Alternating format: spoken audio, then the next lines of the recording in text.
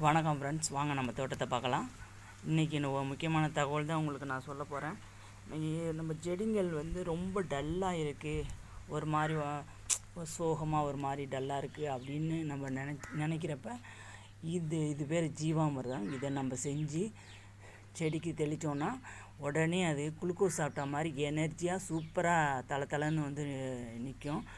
அதனால தான் இது காய் பூ எல்லாம் சட்டுன்னு உடனே ரெடி ஆகிறதுக்கான ஒரு மருந்து தான் இது. இதை எப்படி செய்கிறதுன்னு காமிக்கலாம். இதுக்கு தேவையான பொருள் 2 கிலோ சாணம், இந்த கோமியம் 1/2 லிட்டர் கோமியம், இது நாட்டு சக்கரை, இது தயிர். எந்த தோட்டத்துக்கு நம்ம தெளிக்க போகிறோமோ அந்த தோட்டத்தில் உள்ள மண் கொஞ்சம் எடுத்துக்கணும். இது நமக்கு இந்த வேண்டான்னு கொஞ்சம் பூச்சி ஆயிடுச்சு சத்து மாவு, அது இதை நான் அதில் கலந்துக்கிறேன். சத்து மாவுன்னு இல்லை, அரிசி மாவு, உளுந்து மாவு, பயிறு, எது 2ஆக உடைக்கிற தானியங்கள் எதுவாக இருந்தாலும் அதில் நம்ம கலந்துக்கலாம். இது தயிர் நம்ம இதை புளிக்க வச்சு இதில் நுண்ணுயிர் அதிகமாக பெருகும். இது எல்லாத்தையும் அதில் சேர்க்கும் போது இன்னும் இதில் உள்ள நுண்ணுயிரெல்லாம் சேர்ந்து இது இன்னும் அதிகமான நுண்ணுயிர் நமக்கு கிடைக்கும். இது சக்கரை அந்த மண்புழு நுண்ணுயிர்களுக்கு இது சாப்பாடு, இதுவும் அதுக்கு சாப்பாடு தான்.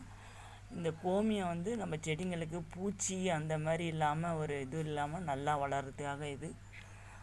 சாணம் நம்ம செடிங்களுக்கு நல்ல ஒரு ஊட்டச்சத்து. இதனால் இதெல்லாம் நம்ம போட்டிருக்கோம்.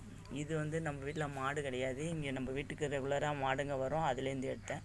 இது நம்ம பால் எடுக்கிறவங்கள்ட்ட சொல்லி, பால்காரங்கக்கிட்ட சொல்லி நான் இந்த கேனில் ஸ்டோர் பண்ணி வச்சுப்பேன். தேவையானப்ப நான் கலந்துப்பேன்.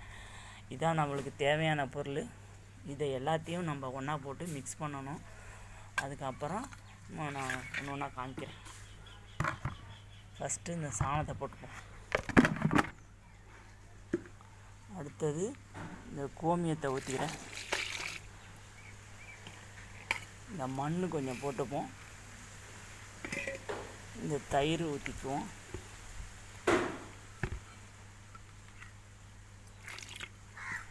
இந்த நாட்டு சக்கரை போடுறோம். இந்த சத்து மாவு போடுறோம். இது எல்லாத்தையும் போட்டு கொஞ்சம் தண்ணி ஊற்றிப்போம், கொஞ்சம் லூஸாக. இதை எல்லாத்தையுமே மிக்ஸ் பண்ணுறோம் ஃப்ரெண்ட்ஸ். நல்லா கட்டி இல்லாமல் மிக்ஸ் பண்ணுவோம். பண்ணிவிட்டு